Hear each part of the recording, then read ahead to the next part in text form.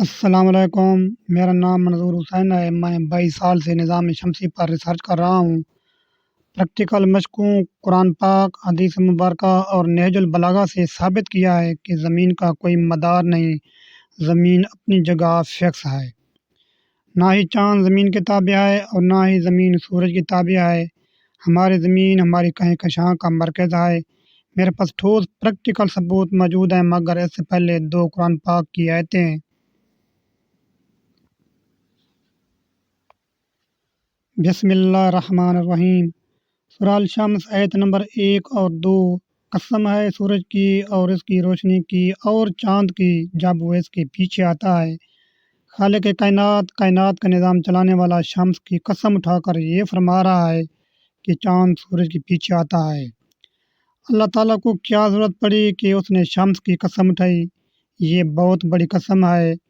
قرآن پاک کی یہ 2 آیتیں بہت بڑا مضمون ہیں عقل مندوں کے لیے، مگر کل کا پیدا ہونے والا انسان یہ دعویٰ کرتا ہے کہ چاند زمین کے پیچھے آتا ہے، یعنی زمین کے گود میں بیٹھ کر سورج کے گرد حرکت کرنا، پھر زمین کے گرد گردش کرنا، 47 ارض بلد کے درمیان گردش کرنا اور چوتھی گردش اپنے محور کے گرد۔ ایک سیارے کو 4 طرح کی گردش؟ امپاسبل۔ ساکن زمین پر آپ چاند کو زمین کے تابع نہیں کر سکتے۔ حیرت ہے کہ آپ نے ایک دوڑتی ہوئی زمین پر چاند کو زمین کے تابع کر دیا۔ کبھی چاند زمین کے آگے چلے جاتا ہے، کبھی چاند زمین کے پیچھے چلا جاتا ہے۔ کیا جب چاند زمین کے آگے چلے جاتا ہے اس وقت زمین کو بریکیں لگ جاتی ہیں کہ چاند اس سے آگے ہو جاتا ہے؟ دوستو، آپ بھائیے ہمارے ان پریکٹیکل کی طرف۔ یہ ہے سورج، یہ ہے پہلی کا چاند اور یہ ہے زمین کا ماڈل۔ زمین کے ماڈل کو سمجھنے کے لیے زمین کے درمیان ایک خط کھینچ کر زمین کو 2 حصوں میں تقسیم کر دیا، 90 ارض بلد جنوب اور 90 ارض بلد شمال۔ اس درمیانی خط کو 0 ارض بلد کہتے ہیں۔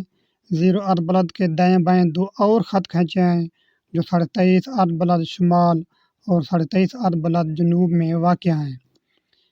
ان ریجن کو منطقہ حارہ شمالی اور منطقہ حارہ جنوبی بھی کہتے ہیں۔ ان 2 حاروں کو 47 ارض بلد نے گھیر رکھا ہے، جن کا فاصلہ 5231 کلومیٹر ہے۔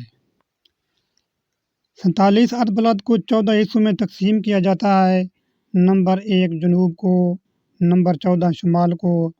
اگر پہلے کا چاند نمبر 1 میں نمودار ہوا، پھر چاند شمال کو حرکت کرے گا، 14 کا چاند 14 نمبر پر نظر آئے گا، پھر چاند جنوب کو موو کرے گا۔ اسی طرح چاند اپنے قمری مہینوں کے حساب سے 47 ارض بلد کے درمیان گردش کرتا رہتا ہے۔ اگر آپ چاند کو زمین کے تابع کرتے ہیں تو پھر چاند کو صرف ایک ہی حرکت دے سکتے ہیں، وہ ہے زمین کے گرد۔ اگر چاند کے مدار کو ٹیڑھا کرتے ہیں اس خط کی طرح یا اس طرح ٹیڑھا، تو پھر اس کا نتیجہ یہ ہوگا کہ ہر مارچ اور ستمبر کو پہلی کا چاند نمبر 1 یا پھر نمبر 14 میں نظر آئے گا۔ مگر ایسا نہیں ہے، کیونکہ مارچ اور ستمبر 2020، مارچ اور ستمبر 2021، مارچ 2022 کو پہلی کا چاند 0 ارض بلد اور بالکل اس کے قریب نمودار ہوا۔ اب آپ کسی بھی حالت میں، کسی بھی صورت میں چاند کے مدار کو ٹیڑھا نہیں کر سکتے۔ چاند کی شمالاً جنوباً حرکت مارچ اور ستمبر میں 0 ارض بلد پر نمودار ہونے سے ٹھوس ثابت ہو جاتا ہے کہ چاند زمین کے تابع نہیں بلکہ اپنی کہکشاں کے تابع ہے۔ جو شخص قرآن پاک کی ان آیتوں اور میرے ان پریکٹیکل کو چیلنج کرنا چاہے، موسٹ ویلکم۔